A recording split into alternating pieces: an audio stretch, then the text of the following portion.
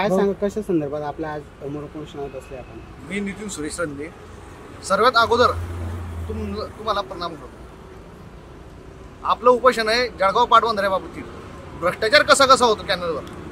1 ते 92 वाघूर, हातनूर आणि बोळा, हिवरा नाही बिलं काढले जातात पण काम जागेवर होत नाही आजपर्यंत. यांची वारंवार आपण तक्रार करतोय. 2023ला उपोषणाला बसलो होतो 17/7/2023ला. यांनी आपल्याला सांगितलं होतं की चौकशी करण्यात येईल, पण चौकशी अद्याप झालेली नाहीये. वन विभागाकडून यांच्यावर उलट कारवाई झालेली आहे झाडं काढण्याबाबत. 15 वर्षापूर्वीचे झाडं काढत होते कॅनलवर. अद्याप यांनी कोणतंही काम जागेवर केलेलं नाहीये. पाडळ शेडाजोड 15वा आणि 14वा किलोमीटर कॅनलला क्रॅक गेला, म्हणजे फुटलाच होता पण म्हणता क्रॅक गेला.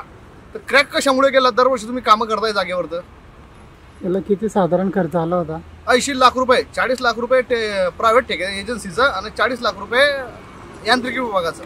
पण एक विषय असा आहे, जेव्हा यांत्रिकीचं मशिनरी लावली जाते तेव्हा प्रायव्हेट लावली जात नाही. मग तुमचं असं म्हणणं आहे की ते दोघी मशिनरी होत्या? दोघं मशिनरी होत्या आणि जास्त काम केलं यांत्रिकी विभागानं. तर यांना जे प्रायव्हेट एजन्सी होते त्याला पैसे कसे काय दिले गेले, त्याचं डिबेट कसं झालं.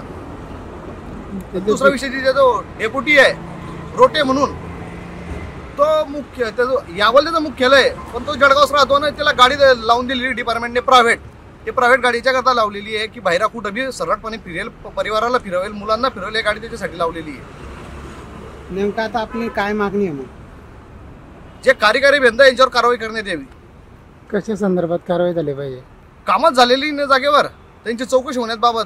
नुसते बिलं निघाले आहेत का? फक्त बिलं निघालेले. मग कामं झाले नाही असे कशाचे पाठबळ आपण बोलताय? साहेब मी 4 वर्षापासून त्या कॅनलवर फिरतोय. जो दगड आहे कॅनलवरचा तो त्याच ठिकाणावर आहे, त्या ठिकाणाहून हल्लेलाच नाहीये 5 वर्षात. तरी मी 5 वर्षापासून त्या कॅनलवर फिरतोय. तो दगड झालं नाही तर काम कुठं झालं? तुम्हाला काय वाटतं मग कॅनल कशामुळे फुटला असेल? तो कॅनल यांनी कामच केले नाही जागेवर.